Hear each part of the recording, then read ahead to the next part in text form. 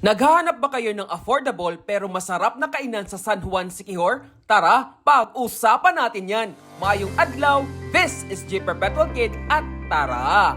Let's explore Siquijor. Roadside Diners is located along the National Highway in Barangay Lalao, San Juan, Siquijor. Here are the foods you can order here. Chicken leg barbecue with rice for 125 pesos. Chicken pecho barbecue with rice for 145 pesos. Pork chop barbecue with rice for 150 pesos. Pork belly barbecue with rice for 245 pesos. Meron din silang bulalo, halang-halang at balbakwa. As for me, I ordered chicken leg barbecue at may kasama na itong masarap na bulalo soup. Honestly, masarap dito kaya nakapag-extra rice pa ako. Roadside Diners is open on Friday, Saturday, and Sunday from 6 a.m. to 4 a.m. of the following day. While on Monday to Thursday from 6 a.m. to 11 p.m. Again, this is J. Perpetual Kid and we explored an affordable pero masarap na kainan sa San Juan, Siquijor.